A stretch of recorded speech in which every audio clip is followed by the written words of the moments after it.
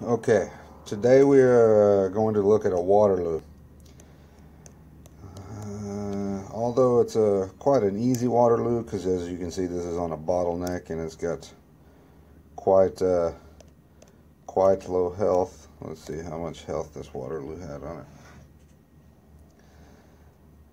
Building health is 231, so this had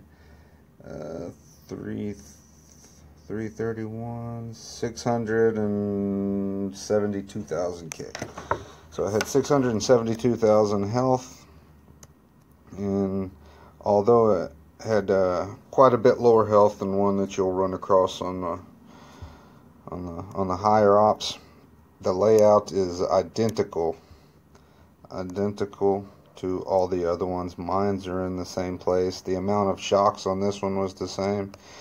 It was looking at it, it's actually even one of the a little bit harder when it comes to shocking, because typically a lot of the Waterloos you see on the higher ops are going to be fewer amounts of shocks, just with a much higher health core.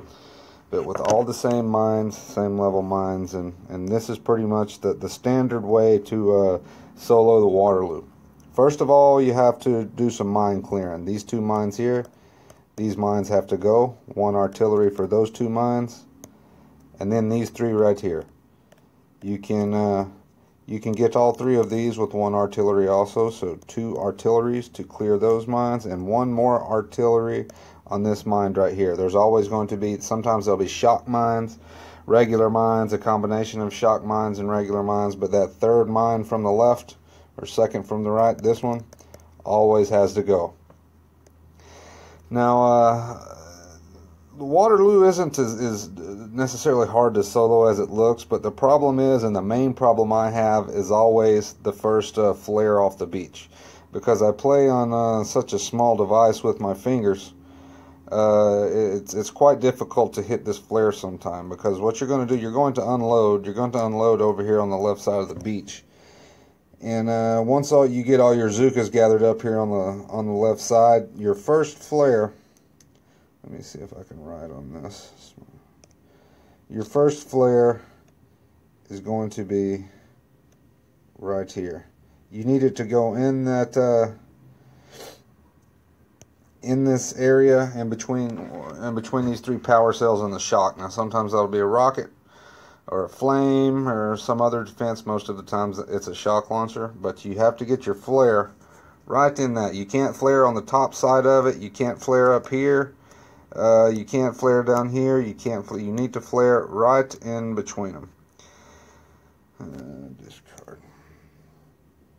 Okay, you'll flare in between those, and once the Zookas get up there, your final flare point is going to be right in here.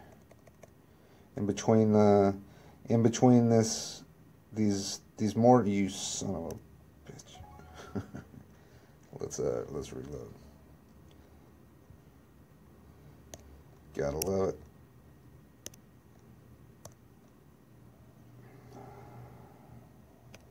But you have to flare in between these mortars and that rocket all the way up against the wall, over on the left side wall.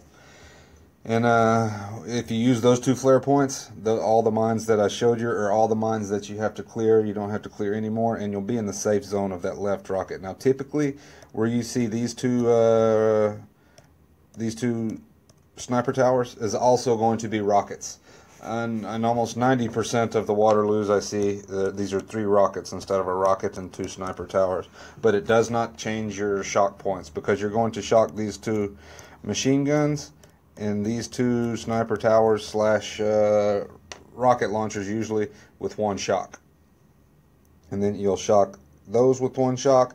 These mortars right here, this 4-pack of mortars, and you need to get these three rockets in one shock. So here we go.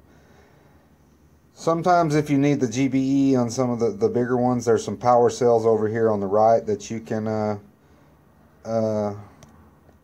eat to gain some GBE, but most of the time you don't need to, because it's just three artilleries. So let's watch it from the beginning. Clearing the mines. Clearing this mine.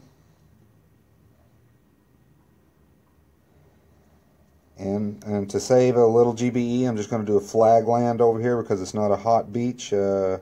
We can just do a flag landing and let the left side Zookas work on a couple of power cells while everybody gets over here to the left side. Okay, now that everybody's almost over here, you'll watch up here at the flare point, right in between that shock and those power cells. And there goes the flare. When the flare hits it, it's an easy map. But that 90% of the times, it seems like with my small phone and my fingers, I'm always flaring onto a power cell or onto the shock launcher.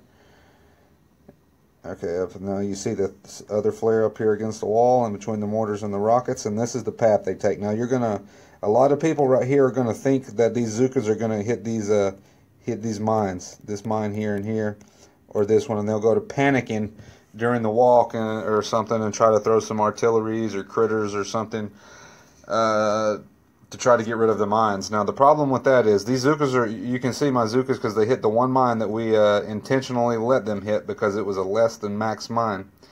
They're going to walk right in between this rocket launcher and not hit these mines.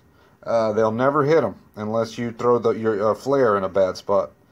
But if your Zookas are within a couple of tiles of these mines and you throw an artillery or a pack of critters up here to try to clear them mines, they will take out your Zookas when their mines go off because of the splash radius. The splash radius is what you see right here in the white circle. Any Zookas in that white circle when that mine goes off are done, whether you set it off or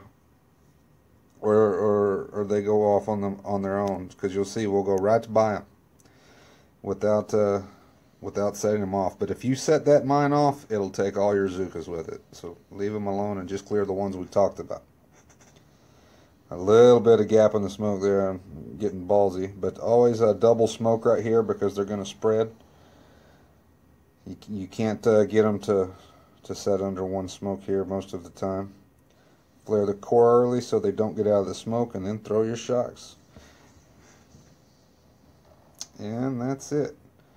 Now, if you can get brick up here with your Zookas, then you know whenever you have a boost going, cores with 1.5, 1.7 million are doable up here.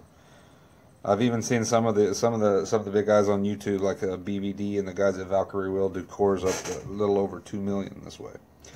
But that is the standard Waterloo, and thanks for watching.